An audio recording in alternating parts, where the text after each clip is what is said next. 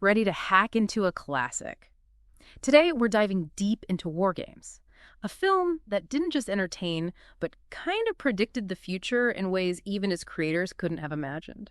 It's wild to think that a movie about global hacking and like the dawn of AI all started with this very human story, right? Yeah. It's about this yearning for a brilliant mind to find like a successor. Yeah, it's true. One of our sources mentions that screenwriter Lawrence Lasker, he was super moved by this documentary about Stephen Hawking. Exactly. See, he saw this mind, this incredible mind, but trapped, like Hawking was limited by his ability to share those thoughts, to really communicate. That sparked the idea, what if a genius needed someone to carry the torch, someone to inherit their knowledge, their vision?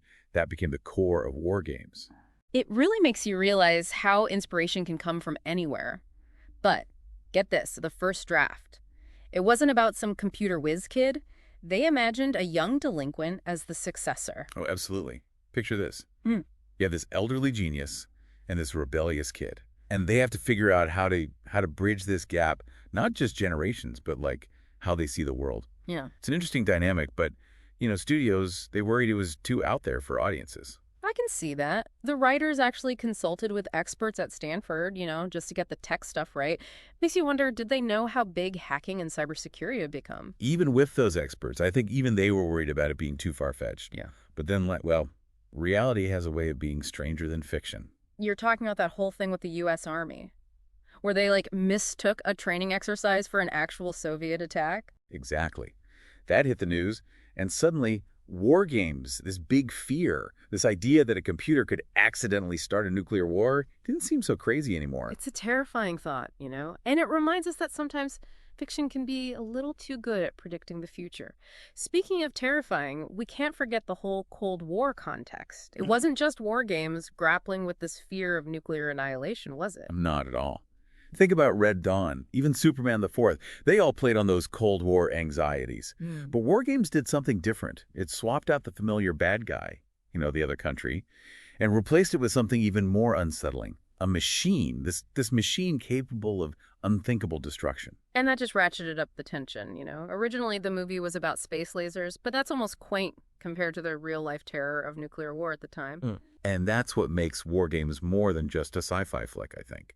It's rooted in that reality, this blend of tech and those very real anxieties. It made WarGames a cultural moment. It made people think about the power of technology, and how easily it could all go wrong.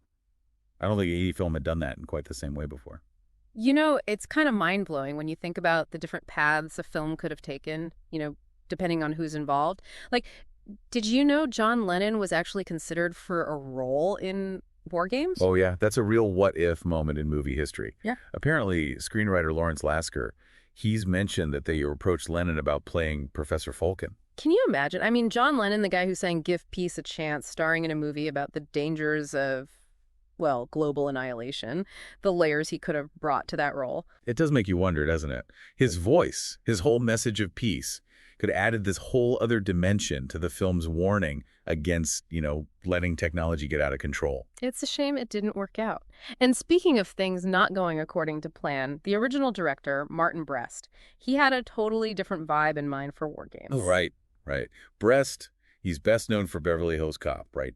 Much lighter fare.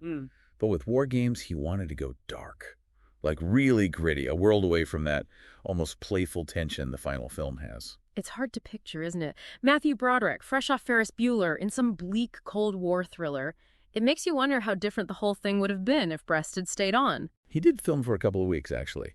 But it became clear pretty quickly that his vision and the material, even the actors, they weren't jiving. I think both Broderick and Al Sheedy have talked about those early days. And, yeah, they were worried. They thought they might get fired. I can't blame them. Thank goodness for John Badham then, huh? I mean, going from the director of Saturday Night Fever to a movie about hacking and nuclear war, that's a gamble. Talk about a gamble that paid off big time. Badham, he knew they needed a change in tone. First thing he did, brought back the original writers. Brest had let them go, but Badham got them back in the game. And he created this really energetic atmosphere on set, everyone working together. I've heard stories about Badham making the young actors race around the set between takes just to burn off energy, and you can feel that energy, that kind of nervous excitement in their performances. 100%. Badham Even brought in Tom Mankiewicz, the screenwriter who'd worked on the Bond films, to punch up one of the scenes. Just shows you how much Badham believed in collaboration, getting the best out of everyone. That's a director who knows what he's doing, that's for sure. And the result? Box office smash. Tell me about it.